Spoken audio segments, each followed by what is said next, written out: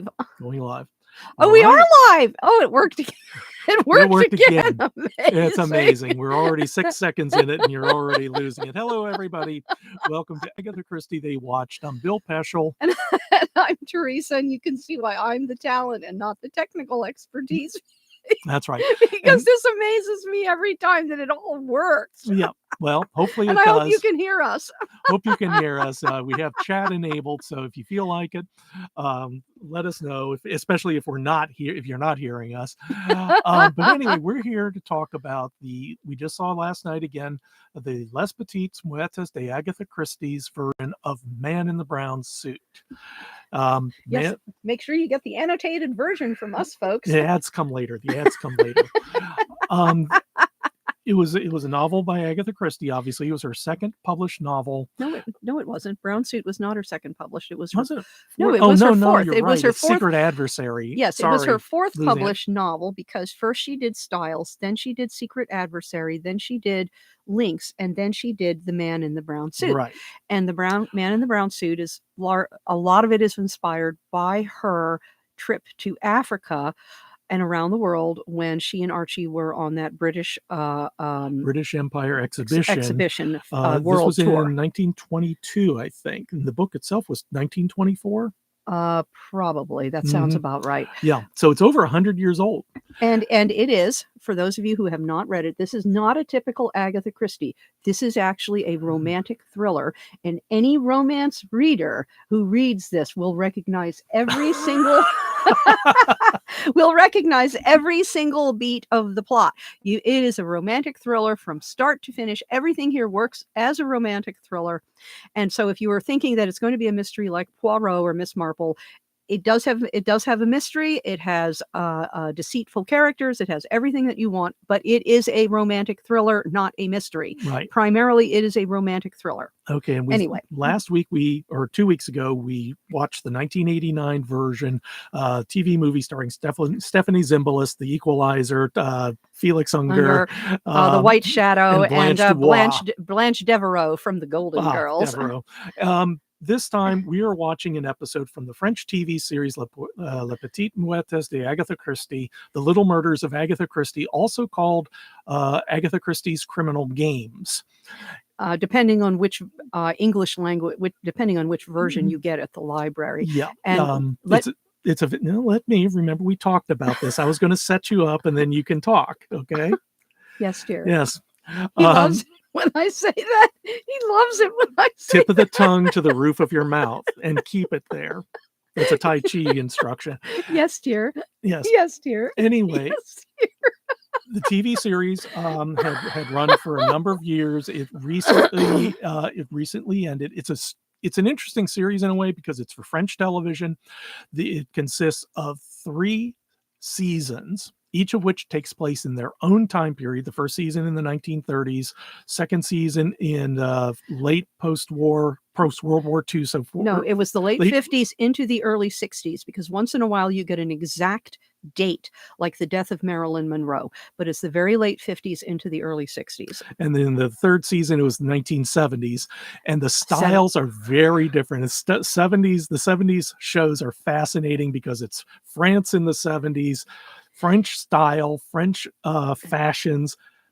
It's amazing to watch just for that alone. And the thing with the 3 seasons is they all take place in the same rural, provincial, northern city.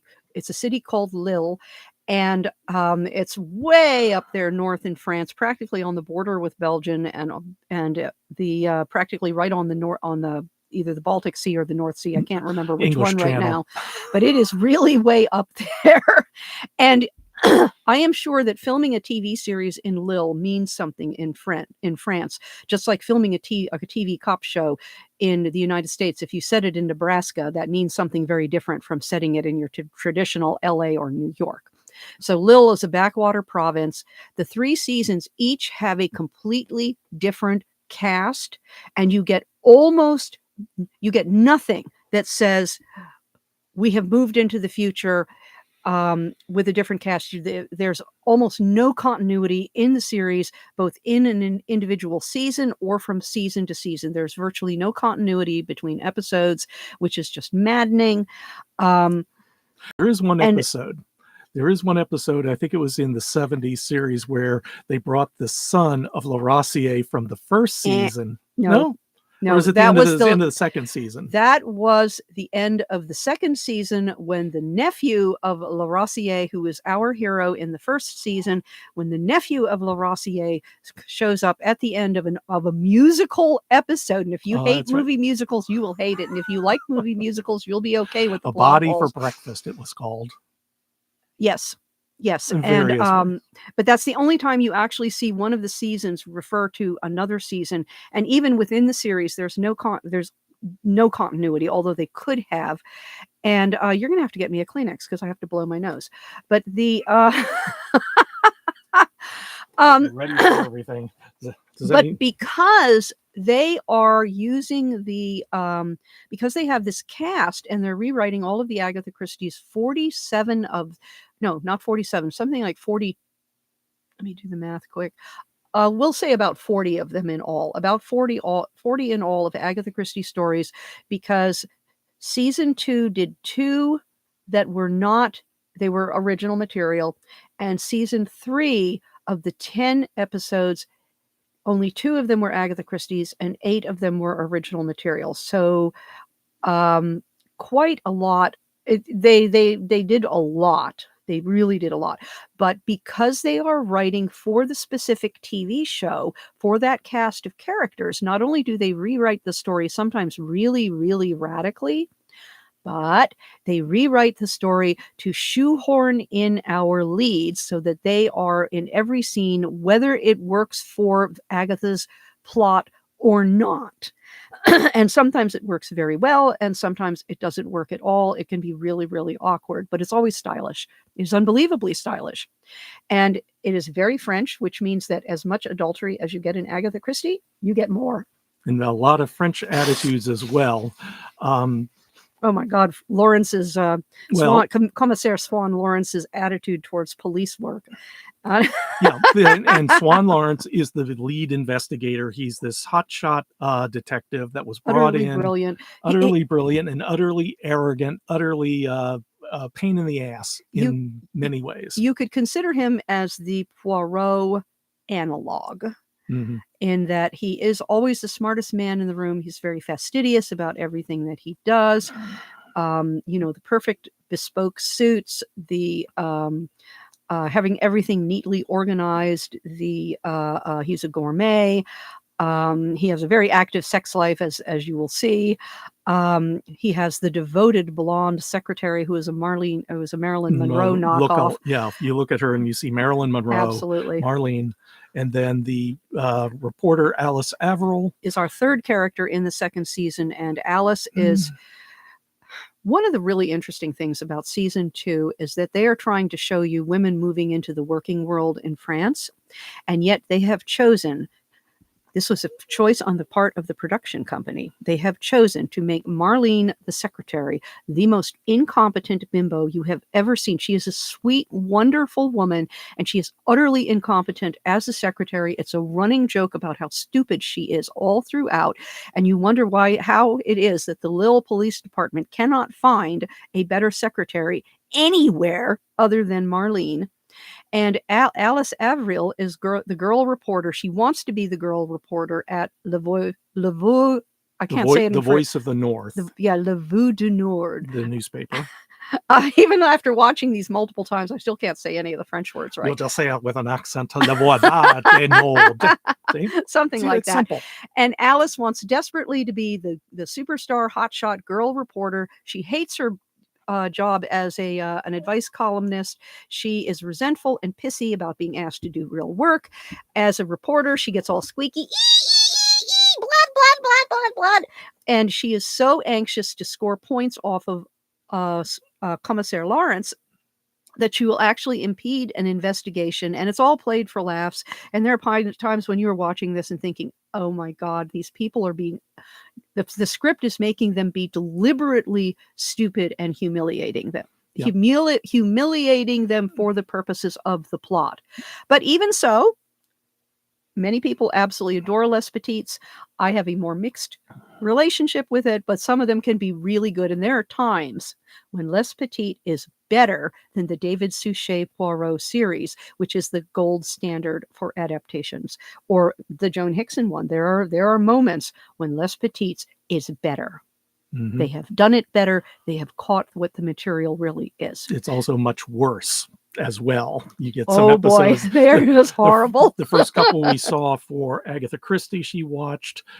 We were never exposed to them before, and we were absolutely shocked at how terrible it they was. were. Terrible. And then for the international version, we went through and watched everything all instead 3 of just one, or seasons. instead of just a couple. Yeah. And it's a series that you have to go into it not expecting fidelity to the text at all, so that you can be gratified and surprised when they do it. It has to be taken on its own terms. And they really wanted to do they got increasingly comical as things went on, because Le Rossier and Lampion were In the first season. in the first season in the late 30s. They were not necessarily funny per se. They weren't trying to be Keystone Cops Parisian style. They were a little bit more serious, and they tended to be truer to the text. And then you get to season 2, where fidelity to text went out the window, and you get the constant. It's like watching. It's like high school, watching our 3 leads acting as though they are still in high school, trying to score points off of each other. And yet sometimes they did things really well, and it's always stylish. And the third season actually was an improvement. They had a female commissar, Annie Greco. Annie Greco came to town. It was really fun. That's what a competent female leader should be. And very occasionally, particularly in season 3, they tie it into the real world. And for like season 2, again, absolutely no sense of continuity whatsoever. So you will have, that Lawrence was, of course, a stalwart member of La Resistance during the Vichy regime, and yet this fantastic, amazing setup, it almost never shows up. But in this episode, in The Man in the Brown Suit, it does. We get a little glimpse of Lawrence as a hero of the La Resistance. So instead of an independent woman going to South Africa and Victoria Falls and falling in love and having adventures, following the plot here, they basically take the initial opening chapter, the opening throwaway chapter about a dancer trying to figure out how she is going to leave the espionage world and the mysterious colonel. The opening throwaway chapter. So if you are looking for any relationship to Anne Bedingfield and her adventures on the high seas or in Africa, you are not going to find it. Right. This is a spy thriller. Right. Except nobody here went to spy school. It's pretty obvious. Nobody paid attention in spy school. Mm-hmm. No, so what this involves are ballerinas. It's shot at the Lille Opera House. The interiors at the Theater d'Anzin in Anzin, France. So it's all about ballet and ballerinas and a choreographer and the company and the Russian spies who are seeking microfilm. Yes, the typical late 50s spy thriller MacGuffin, looking for the microfilm. Yeah, which one of the ballerinas, the lead ballerina, she's a Russian ballerina, right? Yes, she is a Russian ballerina, Tatiana Pochenko, and she has her brother, Sergei Pochenko, and she is Tatiana is everything you expect in a diva supreme ballerina. She is temperamental. She is a perfectionist. She cannot understand why she has to deal with mere mortals like some dopey French choreographer telling her what to do. She's worried about her mother back in Moscow because, well, the KGB is not going to be kind to mom if Tatiana and Sergei defect or if they steal microfilm. And so they're trying to figure out a way of getting the microfilm, using the microfilm to their advantage. And the colonel is after him. They're just this mysterious person. We have no idea who the colonel is, which is sort of like out of the book. Yeah. Yeah, And- it's the one of the very few things that carried over. But again, this was set up in the opening chapters. You have the mysterious colonel who is working for his own whatever he tells you. He's doing it for the money. Mhm. He's doing it for the money. He's doing it for the his own emotional gratification. He certainly isn't selling out France and starting World War III for ideological reasons. He's doing it because he's really well paid. Right. So in the beginning, the secretary at the Lille Opera House apparently is a spy for the government. Yeah, she's for the And French she Secret ends up- Service, and she discovers something. We don't know what it is. Don't know what it She is. makes the phone call to Lawrence and says, Or just to her handlers, not to Lawrence. yeah, she makes the phone call to her handlers. She hears something, and then she puts down the phone. She's, like I said, she's supposedly the line is cut off. The line is cut off, So and she immediately finds, because of course every secretary carries a Luger with a silencer, and she loads it up, puts it in her purse. I'm not sure how it fit, but it did.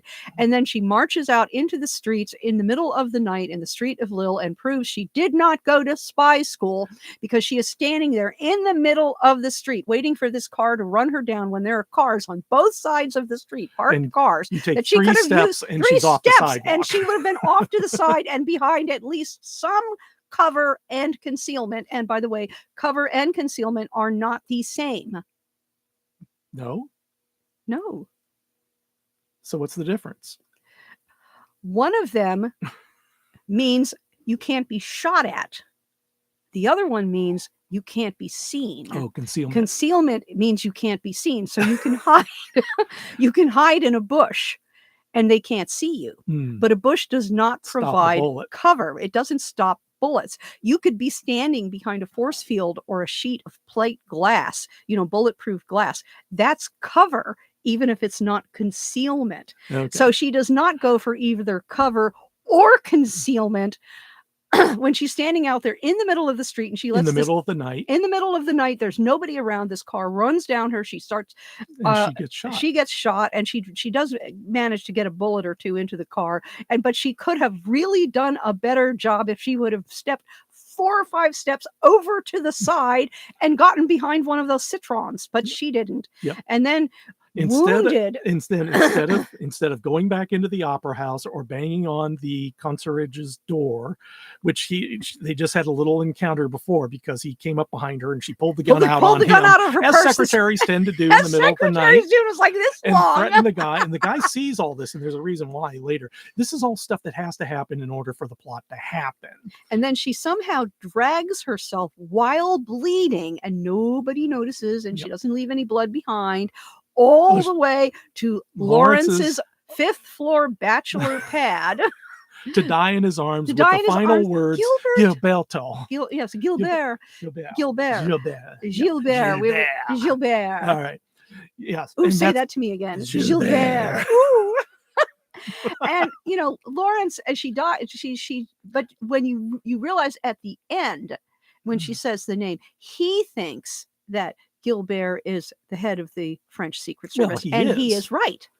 But and that she wanted him to contact Gilbert and tell him what happened. But she had a different reason for saying Gilbert's name. And should we announce at this point that we do real spoilers? It might be too late, but yes, we are talking spoilers here. So, but yes, she has a different reason for saying Gilbert's name to Lawrence. Okay.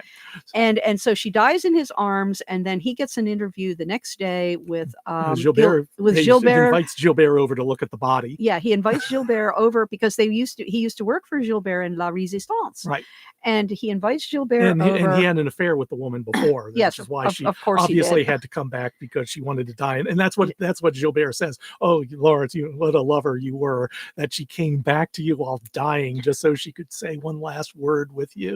Well, that's true. It's French. Why are they so French? But it is also true that if Nadine has been spending time in Lille, she has read La Voix du Nord, and she has seen that Lawrence is a very capable police inspector who solves high-profile murders. And if she wants someone that she can trust and someone that she knows can do the job, who else but Commissaire Swan Lawrence? Right. And that takes up the first 5 minutes. we're not going to go, hopefully not through the whole plot. But the point behind it is the main thing about this is what ends up happening is that Swann wants to infiltrate the opera house. So he decides to call upon a party trick he did for the resistance and the parties in the world and dress up like a woman. Yes, he puts on drag and he looks reasonably credible. It's amazing what all of the signifiers of the hair and the makeup and the pearls and the perfectly fitted good quality department store suit. I mean, he is not wearing Dior here, it is obvious, but he is wearing a very much in line with what a woman of his age and body type would wear. He doesn't look fake. It doesn't look fake.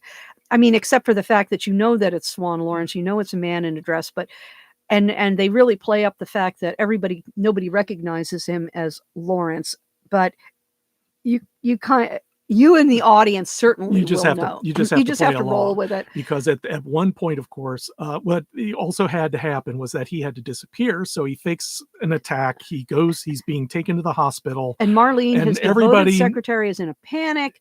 And Alice Avril is in a panic. And his commissioner, his boss is Tricard doesn't know what's happened to him or what his fate is.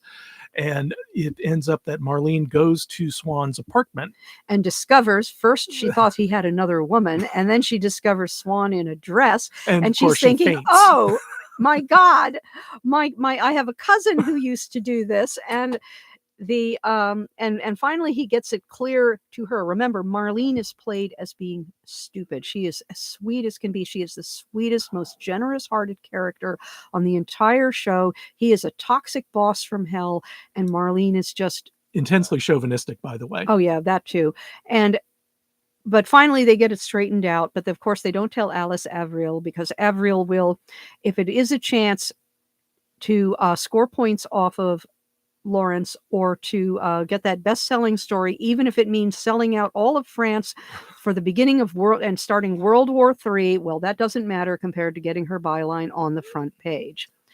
But so he goes undercover as Brigitte in the opera house, and all of the usual things that you can expect of comedy gold in a man in a dress. All of them show up on screen. Complaints about shoes, making sure the voice is correct, how to what the signifiers are, and Marlene teaches him, including a joke with the purse that she explains it to him at the beginning, and then he repeats the joke at the end unconsciously. It's not deliberate on his part, but there's the callback at the end as he's dealing with trying the purse. To find the contents of your purse. You're looking through and saying, "Why can't I find this? Why can't I find this?" And yes, it is amusing. I found it amusing. It is actually a pretty.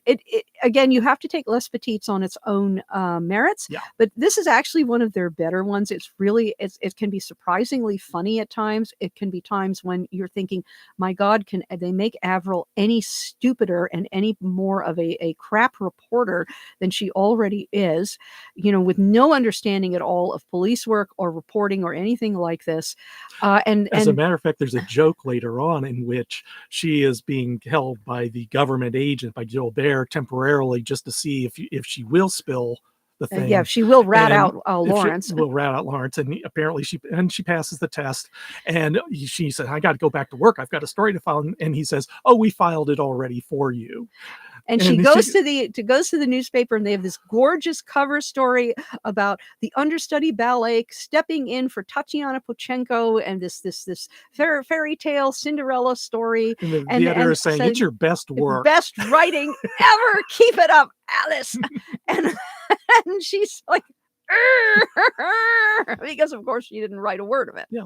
So it's basically the rest of it is Swann going through the opera house, looking for investigating clues, everything, investigating Tatiana, and there's a lot of ballet. There's a lot of ballet. It's always a plus. It is always a plus when there is ballet on the screen, and so you get ballet in this one. And there's a subplot with the understudy. And yeah, I looked up the understudy, Alice Dufour, and yeah, she is an actual ballet. Oh yeah, you can't fake that. You can't fake when you see her actually doing a dance by herself on toe. She actually is she actually has ballet training. So how Yeah. about Tatiana, Marie-Céline, or you didn't look her up? Didn't look her up, but I wouldn't be surprised after all, because she was doing the same thing. And there was this thing about the understudy studying Tatiana because she's a famous ballerina. And when later on, spoilers again, Tatiana gets murdered, she auditions for the choreographer. Comes on to him too. And comes on to him, and he's apparently not having much of that. Transactional sex, folks. Women have always, young, beautiful women have always used their sexuality to get men to do what they want because it works. Well, but she also passed the audition. Yeah, she can also dance really well. If you work hard, you will be able to make this work.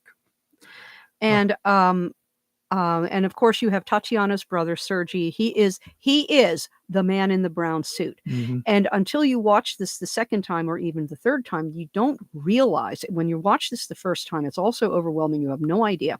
But he's actually shows up a lot, but always in the background. He's the secondary witness. He's that guy over there in the corner. And the camera does make a point of showing him. But until you watch this the second time or maybe even the third time, you won't realize how many times you actually see Sergei on screen. And he is the man in the brown suit. Yeah. And he and Swan have this bizarre confrontation where you would think they're both going to shoot it out, and but they don't. And they decide, for reasons of plot, that they're going to listen to each other. And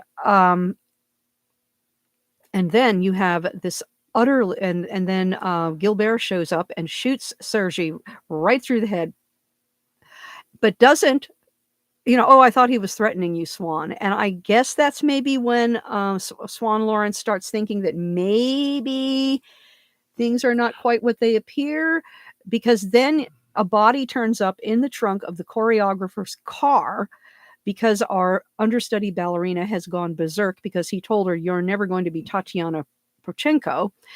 And she takes a golf club to the car, somewhere, and to his car, and the trunk pops open, and there's the dead body inside. There's the body, that's been in there for several days. And it's the goon who was standing in the background when Alice Avril was being interrogated, and she wasn't. You could tell that she knew she wasn't really super threatened, but because she should have been practically wetting her pants. Yeah, she gets kidnapped off the street and brought to this place and said, "We can make you disappear." And she has no idea really who they are. Yeah, and she should have been wetting her pants with fear, but she didn't, because that's the way they write Alice Avril. And they managed to write it so that when she should say something useful, like to Tricard, this woman is married to the man who was killed by a hit and run driver, and I witnessed it. Instead, she says, "Tricard, you should be listening to me because I know what's going on." The plot makes her deliberately stupid. Anyway, they find the body in the trunk, and he's on the slab in the morgue, and he has this letter A tattooed on his left hip. And there was some little statement that Lawrence recognized the tattoo as being part of a La Resistance group who were captured and then liberated, to say that they'd all gotten out. I have no idea. It all went by so fast, even on the second viewing, I can't tell you, except that apparently that letter A meant Lawrence figured out who the colonel was. That letter A told him who the colonel was. And I'm thinking, really? How? It's like he pulled the answer out of his handbag. Mm-hmm. And then, proving he didn't go to the police academy, he has this confrontation in the opera house with the colonel, who of course turns out to be Gilbert. And like, where are the police sharpshooters? I mean, the only people there who are watching this is Avril and Marlene. Mm-hmm. And Tricard? And Tricard was there. He got wounded. None of them had guns. There was no other police officers there. And and you think, and then it finally ends. Gilbert kills himself because he's cornered instead of shooting his way out. There are 6 bodies in this film. Yeah. 6 deaths in this film, because you start with, let me see if I can get this right. Okay, Nadine the secretary, the concierge who was a hit and run victim, Tatiana, the ballerina, Sergei, the ballerina's sister, brother, the ballerina's brother, Franck, who was the goon, Gilbert's goon, and then Gilbert himself. So you've got 6 bodies in here, and so it does have a surprisingly high body count when you add it up. And then they're still funny at the end. And they're still funny at the end because that's what Les Petits that's Meurtres what Les does. Petits is. They're the Tricard kind of fell for Swan in a dress and all came of on the usual to him. Jokes all the that you would usual jokes expect. that you could expect, and they're back at the police department, and he's seeing everybody laughing behind their backs, backing behind his backs, and he's feeling incredibly embarrassed and incredibly angry at being fooled by this. Until they see the front page of La Voix du Nord, and it is Swan in a dress. Oh, and I'm using the names interchangeably. Commissaire Lawrence's name, his first name is Swan. Swan, like the bird. Like the bird, and then Lawrence, which is, of course, a first name. So Swan Lawrence, Commissaire Lawrence. But yes, it ends on a joke and it ends on a high point, and it's a fun. It is really fun. It is probably a pretty good introduction to Les Petits if you aren't going to sit there and watch them all in date order, starting with season 1 and working your way forward. If you're just going to dive in, it's probably pretty good because it shows you your 3 main characters and how they interact all throughout, how the script writers will play fast and loose with Agatha's text, jettisoning anything they don't want, and how important the cast gets all of the best lines, and that it is not Agatha, it's just French. Yeah. It's French comic detectives in some provincial backwater. Now, can I tell them how to find Les Petits? Oh yes, because I see that we've already been talking for just over half an hour. Yeah. The big problem is really trying to find these online, or I found them. Amazon Prime has some of them. They have the 2nd season, but unfortunately, oh my God, we have 2 viewers. Yes, hi, and hi, and we have a thumbs up. Yes. Now, anyway. Sweet summer child. I'm easily distracted. Anyway, how to find Les Petits? You can find some of the episodes on Amazon Prime. They're found on DVD. So if you have a library with interlibrary loan, you can find them, and they do come with English subtitles. You just have to make sure for that, because that's how we got most of them as well. I think it wasn't until we hit season 3 that we had to get it through Amazon Prime, because season 1 and season 2, I think we got every one of them on DVD through the interlibrary loan. And thank you, Denise, at the Hershey Public Library, because she was able to dredge it up from some library somewhere. Oh, and in addition to the confusion over the 3 seasons with the multiple names, it was there is actually what you might call a pilot episode called Family Murder Party, which is Hercule Poirot's Christmas.